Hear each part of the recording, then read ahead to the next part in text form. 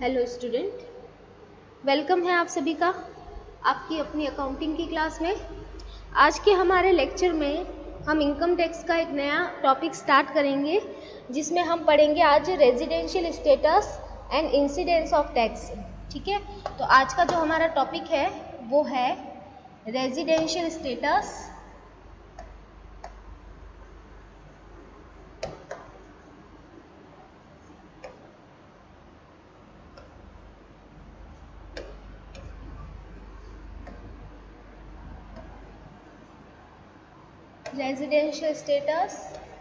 and incidence of tax।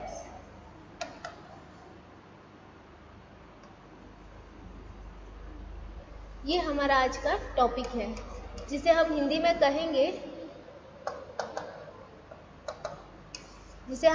कहेंगे निवासीय स्थिति एवं कर भार।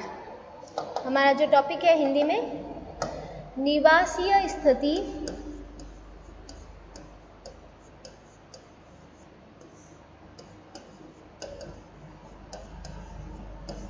एवं कर भार, ये हम आज पूरा इस लेक्चर के अंदर देखेंगे। तो देखिए, निवासीय स्थिति और निवासीय स्थिति के बाद में कर भार किस प्रकार से लगाया जाता है, कर का उद्योग ग्रहण कैसे होता है, वो हम देखेंगे। ठीक है, तो चलिए स्टार्ट करते हैं। तो देखिए, इंसिडेंस ऑफ टैक्स जो है, ठीक है, जिसे हम क्या कह सकते हैं, इंसिडेंस ऑफ टैक्स को कर का लगना। ठीक है, हम क्या कह सकते हैं, कर का लगना, कर का लगना। तो भारत में कर का जो लगना है, ठीक है, जो कर लगता है, वो कर इंसिडेंस ऑफ टैक्स डिपेंड करता है किस पर, दो चीज़ों पर। ठीक है, कौन कौन सी चीज़ों पर? एक तो डिपेंड करता है ये रेजिडेंशियल स्टेटस पर। ठीक है, एक तो ये किस पर डिपेंड करता है, रेजिडेंशियल स्टेटस पर, जिसे हम क्या कहते हैं, निवासीय स्थिति। ठीक है, और दूसरा ये डिपेंड करता है नेचर ऑफ इनकम, जिसे हम कहेंगे आय की प्रकृति। ठीक है, तो हिंदी में लिख लेते हैं हम इसको। ये डिपेंड करता है एक तो रेजिडेंशियल स्टेटस मतलब निवासीय स्थिति पर,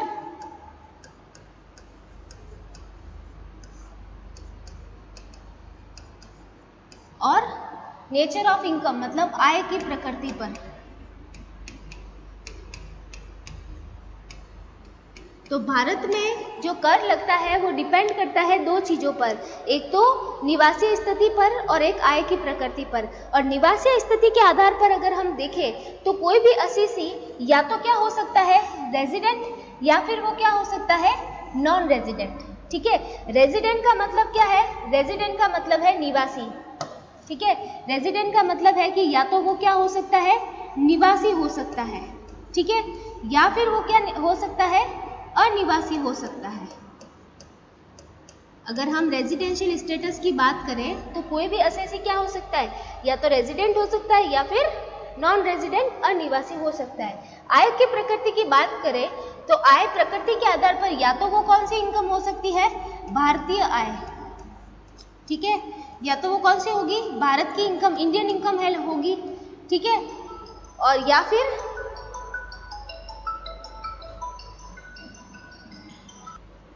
फिर वो हो सकती है कौन सी, विदेशी आय।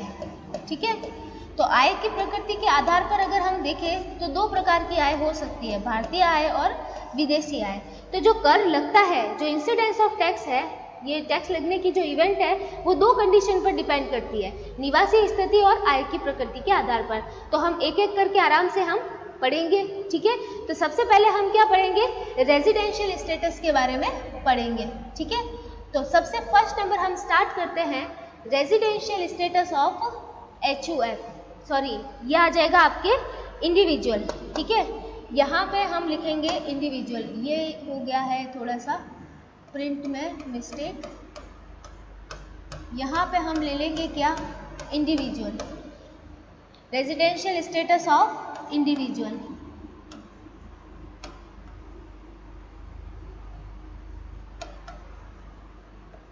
ठीक है, तो सबसे पहले हम किसका रेजिडेंशियल स्टेटस देख रहे हैं, हम देख रहे हैं व्यष्टि का।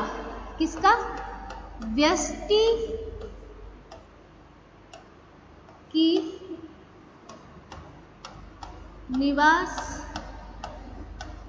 निवासीय स्थिति, व्यष्टि की निवासीय स्थिति हम देख रहे हैं, ठीक है।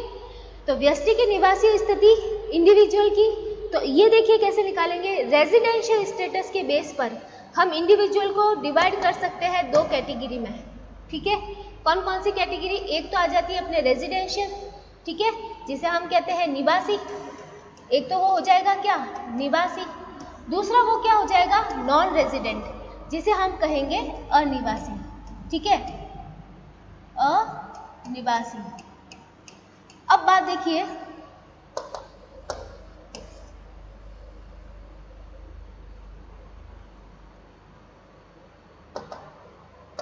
बात देखिए, अनिवासी, एक बार सही से लिख देती हूँ मैं।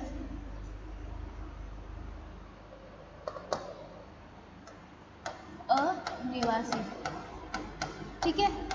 अब देखिए, सबसे पहले हम बात करते हैं कि इंडिविजुअल कौन होते हैं। मैंने आपको बताया था प्रीवियस लेक्चर में कि जो इंडिविजुअल होते हैं उसके अंदर कौन कौन से आ जाते हैं। देखिए, इंडिविजुअल जो होते हैं जिन्हें हम कहते हैं व्यष्टि, तो व्यष्टि के अंदर कौन कौन आ जाते हैं?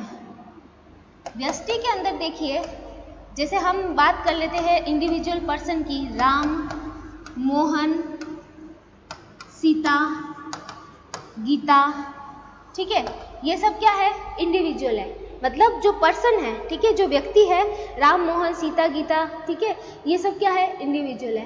तो इंडिविजुअल मतलब इन लोगों की जो निवासीय स्थिति है वो कैसे निकाली जाती है? तो निवासीय स्थिति के आधार पर ये दो प्रकार के होते हैं, या तो वो क्या होते हैं? रेजिडेंट, या फिर वो होते हैं नॉन रेजिडेंट। और अगर वो रेजिडेंट होते हैं तो या तो वो क्या रहेंगे? Ordinary resident. देखिए, पहले तो हमें ये पता करना होगा कि जो इंडिविजुअल है वो क्या है? रेजिडेंट है या नॉन रेजिडेंट है, ठीक है, ये हम पता करेंगे। जैसे हमने ये पता कर लिया कि वो रेजिडेंट है या नॉन रेजिडेंट है, तो अगर वो रेजिडेंट हो जाता है तो उसकी कहानी थोड़ी आगे भी चलती है, ठीक है। आगे चल के फिर क्या हम देखते हैं कि वो ऑर्डिनरी रेजिडेंट है या फिर नॉट ऑर्डिनरी रेजिडेंट है, ठीक है, वो ऑर्डिनरी रेजिडेंट है या फिर नॉट ऑर्डिनरी रेजिडेंट है, ये हम देखते हैं।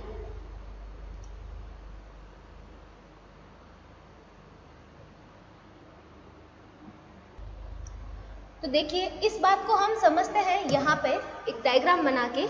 आप ध्यान से देखिएगा,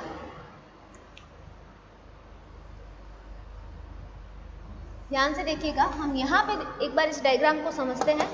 डायग्राम क्या है? देखिए, ये जो इंडिविजुअल है, ठीक है, एक बार हम यहाँ पे इंडिविजुअल की बात करते हैं।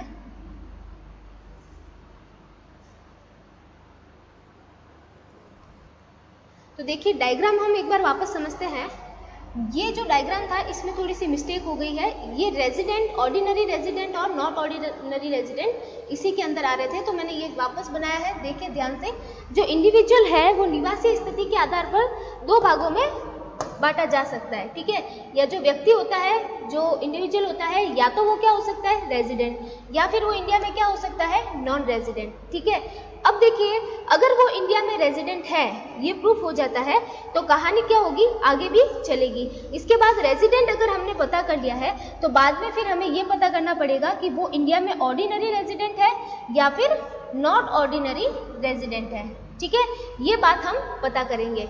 और अगर वो भारत में क्या रहता है? नॉन रेजिडेंट, मतलब वो भारत में क्या रहता है? अनिवासी रहता है, तो आगे फिर उसकी बात नहीं आती, ठीक है। अनिवासी होने के बाद आगे कुछ नहीं, कहानी खत्म। और अगर वो भारत में क्या है? निवासी है, तो फिर हमें ये पता करना पड़ेगा कि वो कैसा है। साधारण निवासी है, इसे हम कहते हैं साधारण निवासी,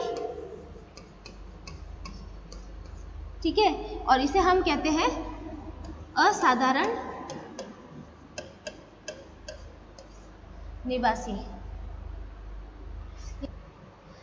तो देखिए, वो फिर क्या हो जाता है? असाधारण, ठीक है। अगर निवासी का पता चल गया तो निवासी के बाद में हमें पता करना होता है कि वो साधारण निवासी है कि असाधारण निवासी है। अब देखिए, अब आपको बात थोड़ी ध्यान से सुननी है कि एक इंडिविजुअल को ये पता करने के लिए कि वो निवासी है या अनिवासी है, यहाँ पे हमें क्या अप्लाई करनी पड़ेगी? Basic condition. क्या अप्लाई करनी पड़ेगी? Basic condition. ठीक है, बेसिक कंडीशन के बेस पे हम पहले पता करेंगे कि वो निवासी है या अनिवासी है। ठीक है, और इसके बाद अगर वो पता चल जाता है कि वो निवासी है तो वो निवासी किस प्रकार का है, साधारण या असाधारण, ये पता करने के लिए क्या आ जाती है? एडिशनल कंडीशन आ जाती है।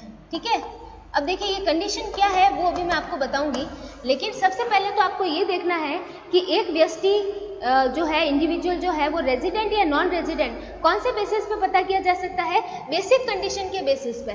ठीक है, और अगर वो निवासी रहता है तो वो निवासी कैसा है, साधारण है या असाधारण निवासी है, ये पता करने के लिए हमें क्या एप्लीकेबल करनी पड़ती है?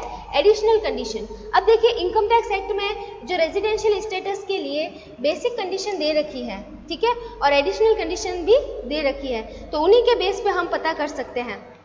तो बेसिक कंडीशन के बेस पे तो ये पता चलता है कि वो रेजिडेंट है या नॉन रेजिडेंट है। ठीक है, और अगर एक बार ये पता चल जाता है कि वो रेजिडेंट है तो उसकी कहानी आगे भी बढ़ती है और हमें ये पता करना पड़ता है कि वो साधारण है या असाधारण है, तो इसके लिए हमें एप्लीकेबल करनी पड़ती है एडिशनल कंडीशन। ठीक है, तो अभी हम चलते हैं आगे।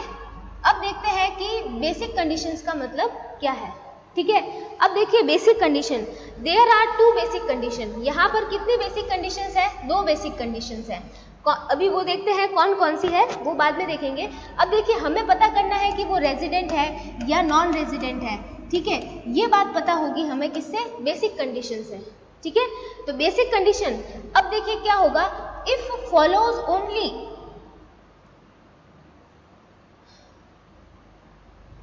देखिए if follows only one basic condition called resident।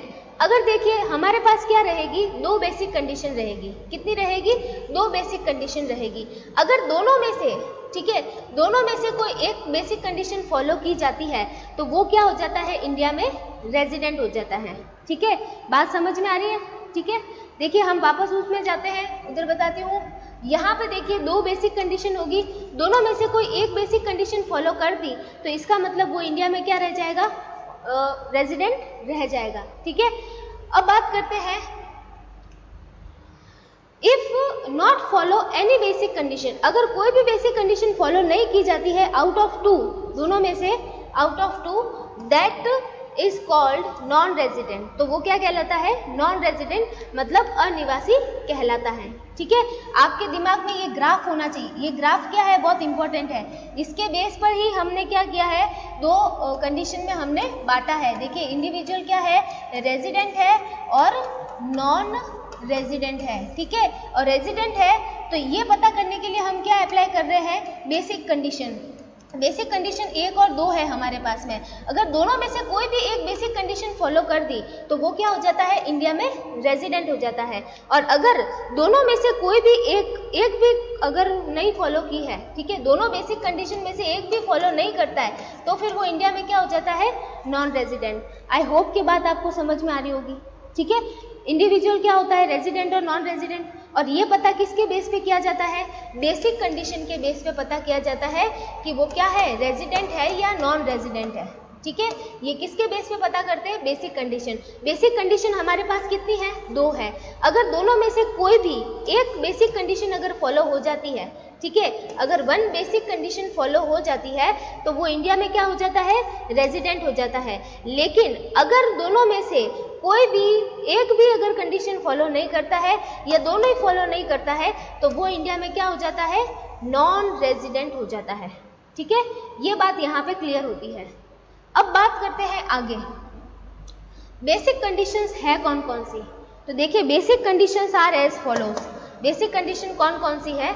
अब ध्यान से आप सुनिएगा। देखिए एटलीस्ट, देखिए बेसिक कंडीशन में फर्स्ट नंबर कंडीशन कौन सी है? फर्स्ट नंबर कंडीशन है एटलीस्ट 182 डेज और more live in India in relevant previous year.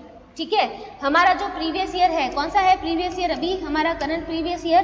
Current previous year की बात करें तो ये है हमारा 2020-21। ठीक है। तो अगर हम असेसमेंट ईयर 2021-22 की बात करते हैं तो 21-22 की बात के संदर्भ में हमें प्रीवियस ईयर कौन सा लेना होगा? 2021। तो अब देखिए, अगर हमें असेसमेंट ईयर 21-22 में रेजिडेंशियल स्टेटस निकालना है तो हमें देखना पड़ेगा कि वो प्रीवियस ईयर में मतलब 2021 में इंडिया में कितने दिन रहा हो? 182 डेज और उससे ज़्यादा दिन रहा हो। ठीक है। तो बेसिक कंडीशन नंबर फर्स्ट क्या है कि गत वर्ष में कम से कम 182 दिन या उससे ज़्यादा दिन क्या रहा हो? भारत में रहा हो। ठीक है। बेसिक कंडीशन नंबर फर्स्ट क्या रहती है कि एटलीस्ट लगभग या कम से कम 182 दिन या उससे ज़्यादा जो हमारा गत वर्ष है उसमें भारत में रहा हो। तो हिंदी में अगर मैं कहूँ तो क्या कहूँगी कि गत वर्ष में कम से कम 182 दिन और उससे ज़्यादा भारत में रहा हो। ठीक है। Condition number first. दूसरी बात करते हैं, दूसरी कंडीशन क्या है? 60 डेज और more days live in relevant previous year. ठीक है। 60 दिन या उससे ज़्यादा दिन गत वर्ष में भारत में रहा हो और and 365 days stay in India in 4 years immediately preceding the previous year. अब देखिए, यहाँ पे बात आपको समझने की बात है। हमारे प्रीवियस ईयर में तो वो कितना रहा हो? प्रीवियस ईयर में वो रहा हो सिर्फ 60 डेज। ठीक है। 60 डेज और मोर, ये बात समझ में आ रही है? देखो, पहली कंडीशन थी कि प्रीवियस ईयर में 182 डेज या उससे ज़्यादा रहा हो। ठीक है। सेकेंड कंडीशन क्या आती है कि वो प्रीवियस ईयर में सिर्फ कितने दिन? 60 दिन या उससे ज़्यादा दिन रहा हो। लेकिन क्या करना है कि प्रीवियस ईयर से पिछले जो 4 ईयर है, पास्ट ईयर्स, ठीक है, उसके अंदर वो कितने दिन रहा हो? 365 दिन रहा हो। कितना रहा हो? 365 दिन रहा हो। ये कंडीशन नंबर आपकी सेकेंड आ जाती है। ठीक है। समझ में आ रहा है मैटर? देख लीजिए एक बार।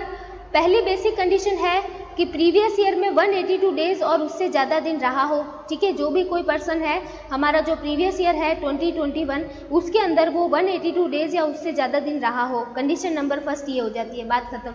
सेकंड क्या हो रही है? सेकंड बोल रहे हैं कि प्रीवियस ईयर में 60 डेज या उससे ज़्यादा रहा हो। ठीक है। 60 डेज या उससे ज़्यादा रहा हो, लेकिन पिछले 4 सालों में देखिए, in India 4 years immediately preceding the previous year. हमारा जो प्रीवियस ईयर है उससे जस्ट पिछले 4 साल जो हैं उसमें वो 365 डेज इंडिया के अंदर रहा हो। तो ये कंडीशन नंबर सेकेंड होती है। ठीक है। अब देखिए, यहाँ पे जो निकलेगी हमारी वो कंडीशंस, रेजिडेंशियल स्टेटस। देखिए, एक सेकेंड रुकिए।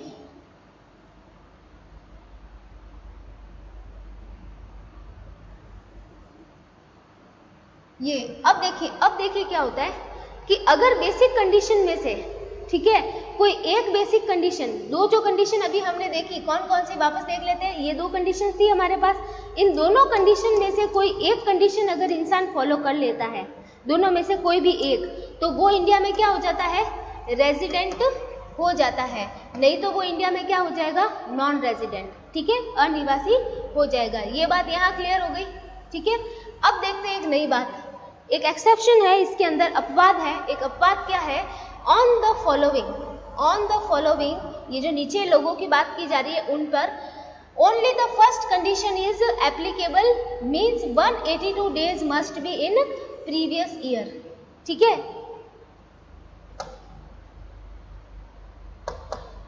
तो ये क्या बात हो रही है? ये देखिए, एक अपवाद भी कह सकते हैं हम कि हमारे पास बेसिक कंडीशन तो 2 है। ये दिख रही है आपको? 2 बेसिक कंडीशन है, एक तो ये वाली और एक ये वाली। लेकिन अभी कुछ लोगों की हम बात करने वाले हैं, उन पर सिर्फ फर्स्ट वाली कंडीशन ही क्या होती है? एप्लीकेबल होती है।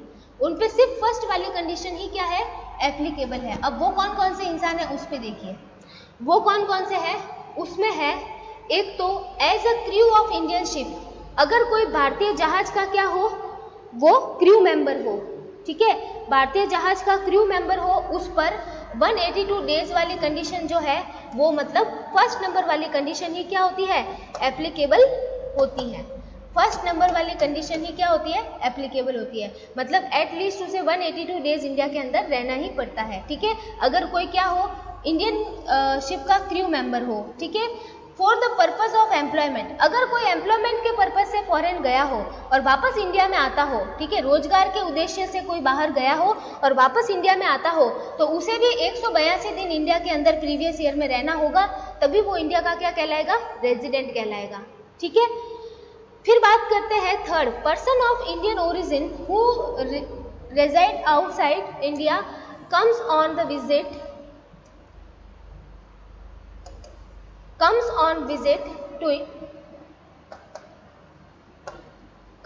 Visit to India in any previous year, ठीक है।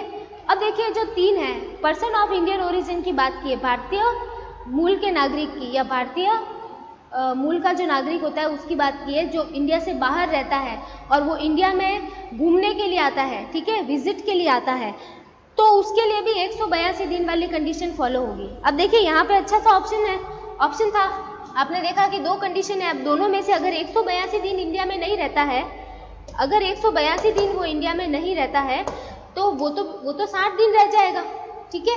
लेकिन यहाँ पे जो तीन टाइप के लोगों की बात की है, इनके लिए वो 60 डेज वाली जो कंडीशन है सेकेंड, वो एप्लीकेबल नहीं है। वो कौन सी एप्लीकेबल है, सिर्फ 182 वाली, ठीक है। ये बात यहाँ पे देखनी है। अब देखिए पहला तो कि कोई इंडियन शिप का क्रू मेंबर हो, रोजगार के उद्देश्य से बाहर गया हो और भारतीय मूल का नागरिक हो, इन तीनों के लिए 182 दिन वाली शर्तों को ही मानना है। अब देखिए पर्सन ऑफ इंडियन ओरिजिन क्या होता है।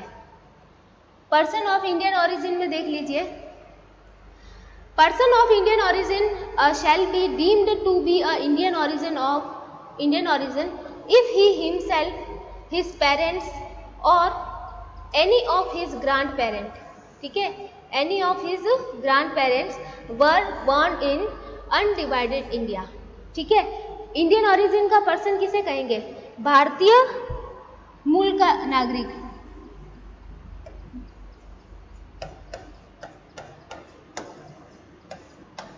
भारतीय मूल का नागरिक।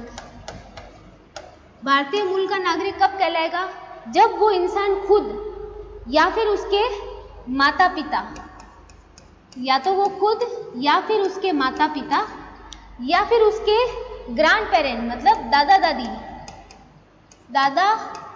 दादी या फिर नाना नानी, ठीक है, ग्रैंड पेरेंट, उनमें से कोई भी अविभाजित भारत में क्या हुए हो, पैदा हुए हो। अविभाजित भारत में अगर वो खुद, उसके माता पिता या उसके ग्रैंड पेरेंट में से कोई भी पैदा हुआ हो तो वो इंसान भारतीय मूल का नागरिक कहलाता है, इंडियन ओरिजिन का पर्सन कहलाता है, ठीक है। बात समझ में आ गई। अब देखो दो बेसिक कंडीशन है, ठीक है, कंडीशन नंबर फर्स्ट और कंडीशन नंबर सेकेंड। अगर दोनों में से कोई एक भी फॉलो करता है तो वो इंडिया का रेजिडेंट, ठीक है, नहीं तो वो इंडिया का क्या है, नॉन रेजिडेंट। ये बात समझ में आ गई। अब अगर वो इंडिया का रेजिडेंट हो जाता है तो वो कौन सा रेजिडेंट है, ऑर्डिनरी है या नॉट ऑर्डिनरी है, ये हम बात कैसे पता करेंगे, एडिशनल कंडीशन से। किससे पता करेंगे, एडिशनल कंडीशन से। देखिए मैंने वो चार्ट बनाया था, आपको वापस बता देती हूँ ताकि आपको ध्यान रहे। ये था हमारा चार्ट, यहाँ पे मैंने बताया था कि एक बार पता चल गया कि वो इंडिया में क्या है, रेजिडेंट है, तो ये पता करना कि वो ऑर्डिनरी रेजिडेंट है या नॉट ऑर्डिनरी, ये डिपेंड करता है किस पे, एडिशनल कंडीशन पे। अब हम बात वही देख रहे हैं कि एडिशनल कंडीशन क्या होती है, ठीक है।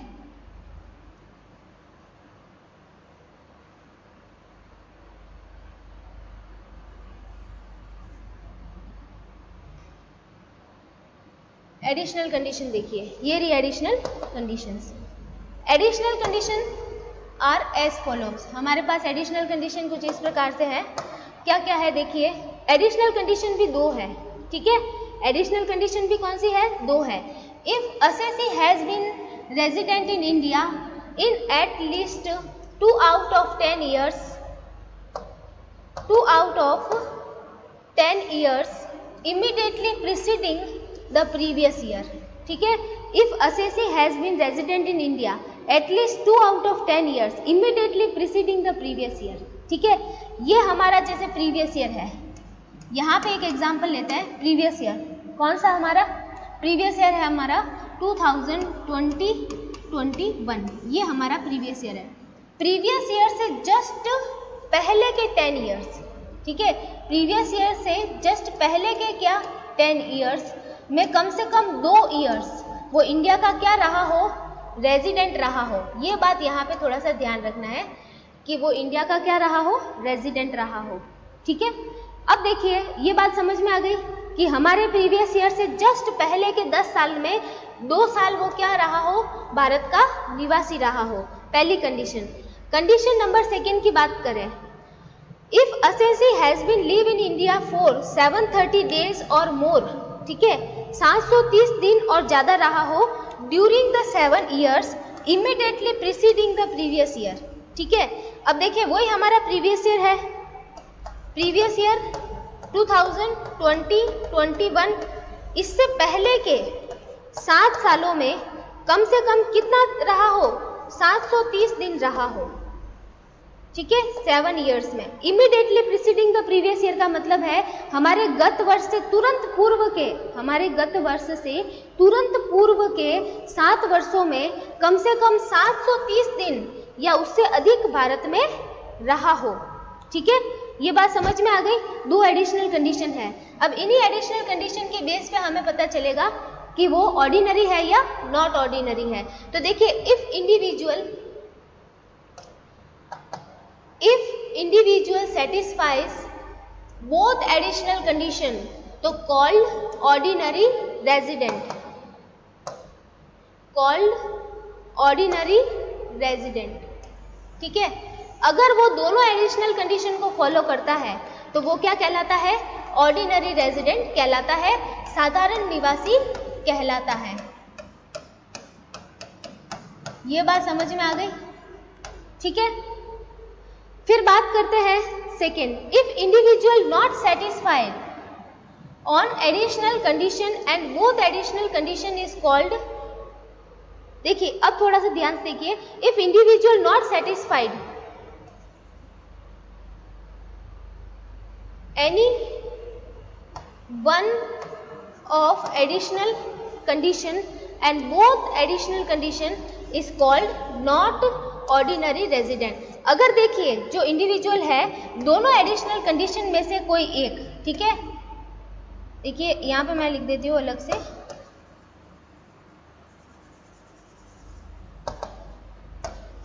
वन आउट ऑफ 2 या और 2, दोनों ही, अगर देखिए दोनों में से कोई एक या दोनों ही कंडीशन फॉलो नहीं करता है तो वो इंडिया में क्या हो जाता है, नॉट ऑर्डिनरी रेजिडेंट हो जाता है। ठीक है, तो ये बात यहाँ पे अपनी क्लियर होती है, ऑर्डिनरी रेजिडेंट और नॉट ऑर्डिनरी रेजिडेंट। एक बार रेजिडेंट हो जाता है उसके बाद में पता करते हैं कि वो ऑर्डिनरी साधारण है या फिर नॉट ऑर्डिनरी है। ठीक है, और ये डिपेंड करता है बेसिक कंडीशन पर। अगर दोनों बेसिक कंडीशन सेटिस्फाइज कर रहा है तो इसका मतलब वो ऑर्डिनरी है। ठीक है, और अगर दोनों में से कोई एक या दोनों ही नहीं करता है तो वो क्या हो जाता है, नॉट ऑर्डिनरी रेजिडेंट हो जाता है। ठीक है, तो आज हम इतना ही पढ़ेंगे, बाकी जो पॉइंट है वो